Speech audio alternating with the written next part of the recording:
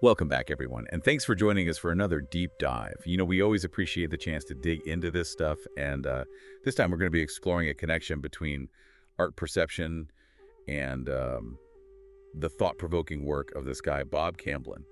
And to top it all off, we're even going to throw in a little Albert Einstein for good measure. It's a fascinating mix of source material we've got here. YouTube transcripts, personal writings, and even some biographical info and art reviews. It's a real hodgepodge, but that's kind of the beauty of it, right? Yeah. Our mission, if you will, is to try and extract the golden nuggets, the core ideas that link it all together. Right on. And I'm especially interested in that idea of art as a form of inquiry, Yeah. not just something pretty to look at, but a way of asking those really big questions about existence and perception. Absolutely. And then there's this whole notion of dissolving boundaries, like the lines we tend to draw between the self and the cosmos, Hmm. art and life, science and magic, all that good stuff.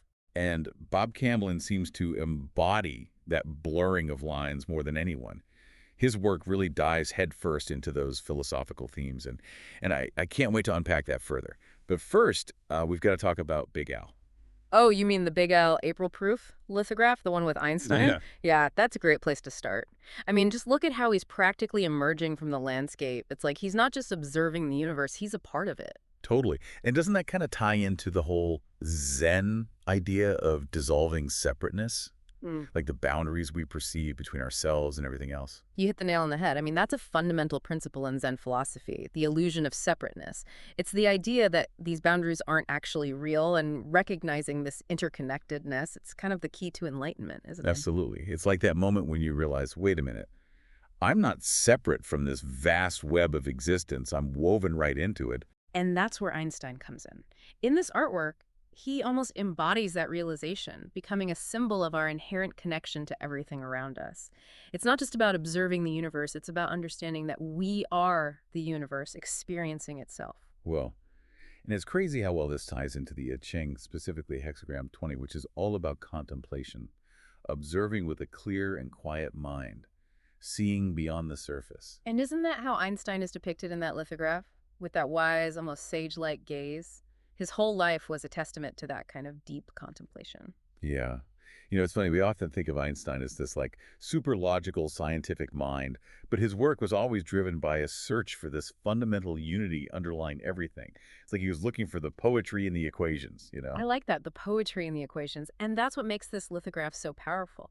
It captures that essence of Einstein, not just as a scientist, but as a seeker of deeper truth. And those radiant lines coming from his head. The video we watched talked about how they symbolize wisdom flowing outwards, connecting the seen and the unseen, the known and the unknown. I thought that was a really cool interpretation. It really speaks to the idea that knowledge and understanding aren't static things you achieve. It's more about this ongoing journey of exploration, driven by that deep curiosity, much like what we're doing right now with this deep dive. Exactly. It's a process, not a destination. Yeah. And I love how the video ends with that invitation. It asks, what is it you see to understand?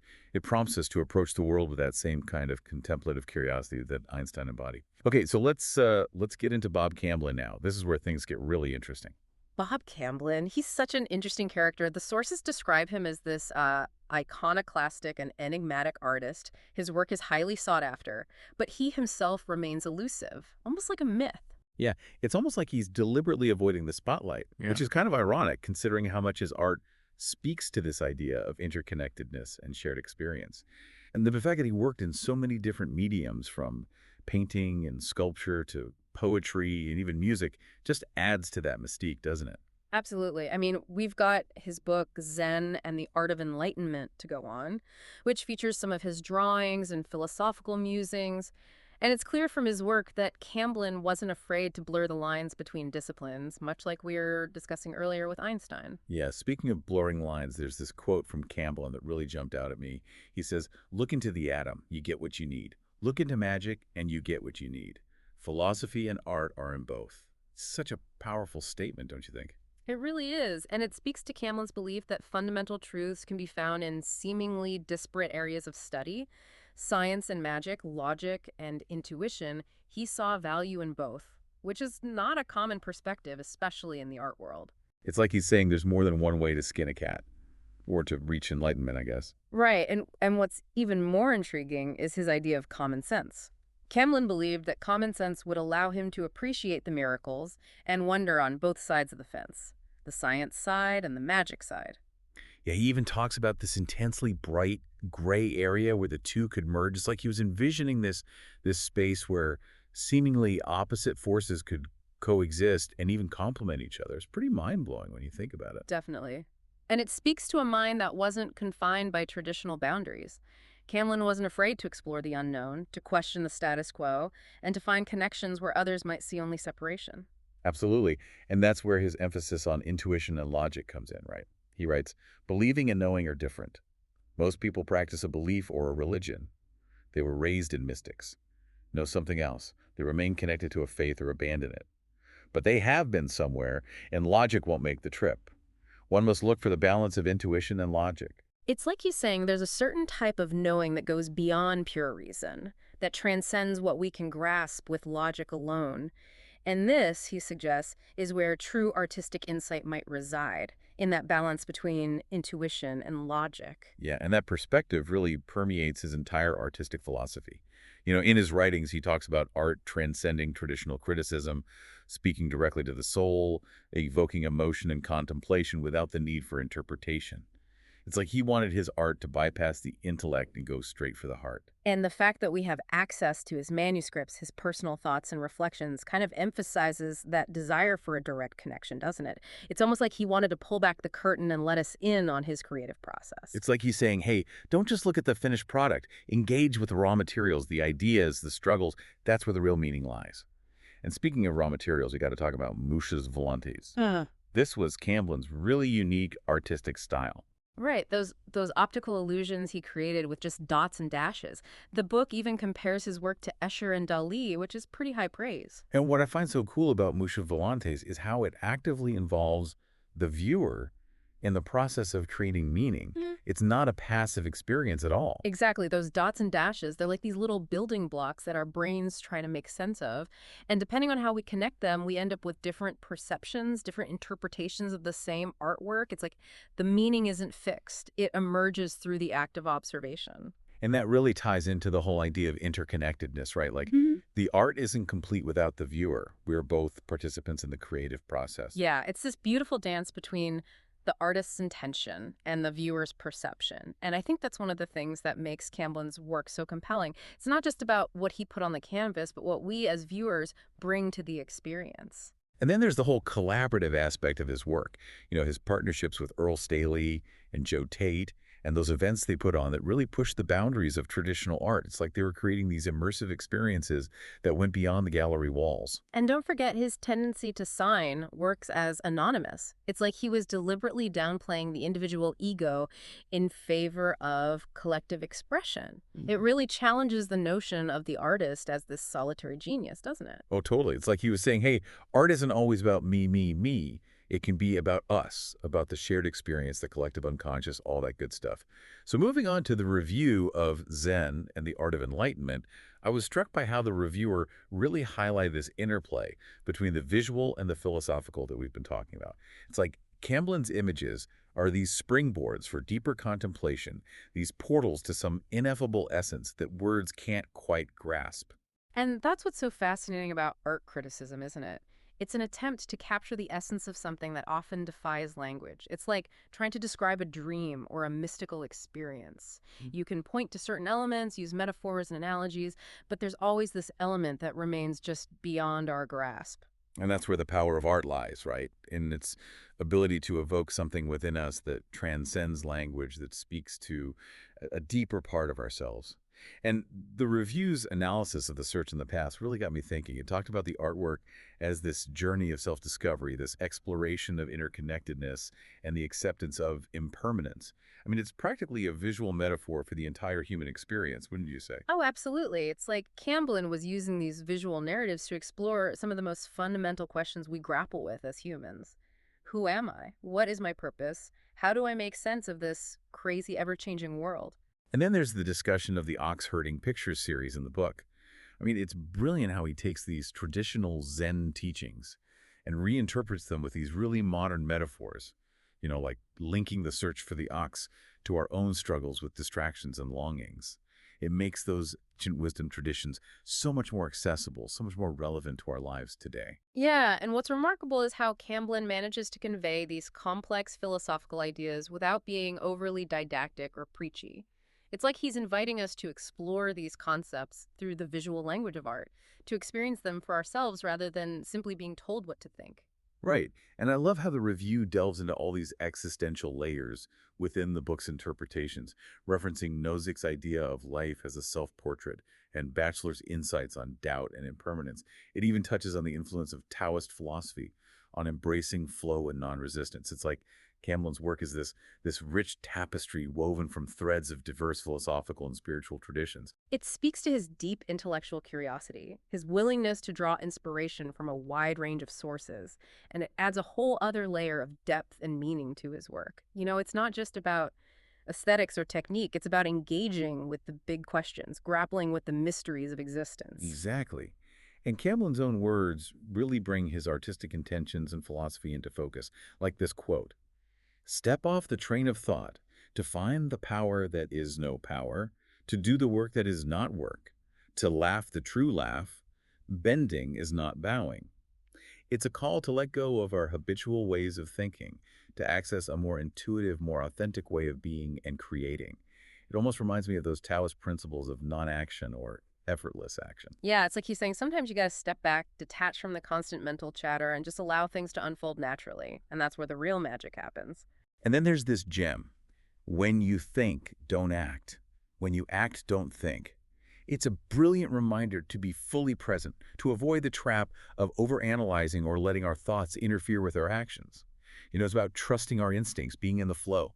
It's like he's advocating for a more mindful approach to creativity, to life in general. And isn't that a valuable lesson for all of us? To quiet the mind, to trust our intuition, to just be in the moment. Oh, absolutely. And I really appreciate his perspective on art in this age of consumerism. He aimed for a unique intimacy that went beyond shock value or instant recognition, prioritizing contemplation over concept. It's like he was pushing back against the whole idea of art as a commodity, as something to be consumed and discarded. It's about creating work that resonates on a deeper level, that invites the viewer into a more intimate, more contemplative space. And in a world saturated with fleeting trends and instant gratification, that's a powerful statement. I also love his take on mistakes. He says, "There are no mistakes. You are doing the best you can, and mistakes are nature's way of telling you to trust your instincts, or the next mistake could be really bad." It's such a liberating way to look at creativity, at life in general. It's about embracing the process, seeing errors not as failures, but as opportunities for learning and growth. And isn't that what life is all about? Experimenting, making mistakes, learning, and evolving. The biography mentions his Big Al series, which is a nice little nod back to Einstein, and his multimedia piece, Descent from the Cross, which apparently showcased his ability to evoke raw emotion through symbolism. And it's clear from the sources that Camblin was constantly pushing his own boundaries, exploring new mediums and techniques, challenging his own preconceptions. He wasn't content to rest on his laurels. He was always striving for something more, something deeper. And those biographical details are just fascinating. We learn about his early artistic influences in Ponca City. The Grand Marland Estate, the iconic pioneer woman statue. It's like these larger-than-life elements from his childhood landscape really shaped his artistic sensibility. And those early influences, combined with his voracious reading habits, Emerson, the I Ching, haiku, like all these diverse intellectual and spiritual threads were woven into the fabric of his creative being. And then there's his time in Italy, the impact of experiencing the art of the Uffizi and the stark beauty of the Capuchin catacombs, and then his teaching career before he went all in on being a nomadic artist, fully dedicating himself to his craft. Those experiences must have been so transformative, immersing himself in the art of the masters, confronting the fragility of life in those catacombs. It's no wonder his work is infused with such depth and contemplation. And then his return to Houston and his, well, somewhat complicated views on the art game. His unique perspectives on exhibitions and his unwavering belief in the power of good work and faith.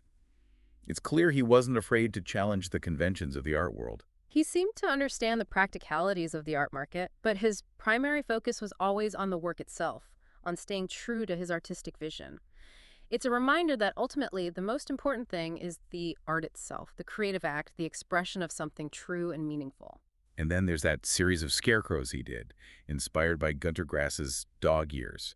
Apparently, they represented this idea of renewal and metamorphosis. It's like he was exploring those universal themes of death and rebirth, transformation and transcendence. The way he incorporated text into his drawings, not just as labels, but as part of the puzzle, is so intriguing. It's like he wanted to engage the viewer on multiple levels, to challenge our perceptions and invite us to dig deeper. So, bringing it all together, it seems Camblin's whole artistic mission was to shake up our expectations of reality, to evoke a sense of the otherworldly, and to invite us to use our imaginations to forge connections and unlock those hidden emotions. And it kind of brings us full circle back to Einstein and the idea of interconnectedness, doesn't it? Both of them, in their own way, were explorers of deeper realities, seekers of hidden truths. Absolutely. Camblin's art, much like Einstein's scientific pursuits, seems to be driven by this insatiable curiosity, this desire to understand the underlying connections and mysteries of existence. And while they may have approached it from very different angles, they both seem to have arrived at a similar conclusion that we are all interconnected, that the boundaries we perceive are ultimately illusions, and that there's a deeper reality waiting to be explored if only we're willing to look. So to wrap up this deep dive, let's revisit some of the key takeaways. We've seen how art can be a powerful form of inquiry, a way of asking the big questions about existence and perception. We've explored how Camblin's work, and even the portrayal of Einstein, can blur the lines between different fields of knowledge, different ways of understanding the world. We've touched on the crucial role of contemplation and intuition alongside logic in making sense of things and creating meaningful work. And of course, we've delved into Bob Camblin's unique and enigmatic contribution to all of this, his ability to challenge our perceptions and evoke a sense of wonder through his thought-provoking art. It's been quite a journey, hasn't it? And I think Camblin's legacy really encourages us to embrace ambiguity, to question our assumptions, and to actively participate in the creation of meaning, not just in art, but in our own lives as well. And that brings us to our final thought for you to ponder. How might you apply this idea of interconnectedness and the power of deeper contemplation to your own areas of interest, or even to the challenges you're currently facing? Just think about it. How might stepping off that train of thought, as Camblin suggested, lead to some unexpected insights or a more profound understanding of your own experiences? It's an invitation to explore, to experiment, to trust your intuition, and to see the world with fresh eyes. So we encourage you to spend some time reflecting on the themes we've discussed today, maybe even check out some of Bob Camblin's artwork and see what sparks your imagination. And as always, thank you for joining us on this deep dive. We hope it's given you some food for thought and perhaps even inspired you to embark on your own journey of exploration and discovery. Until next time. Happy trails.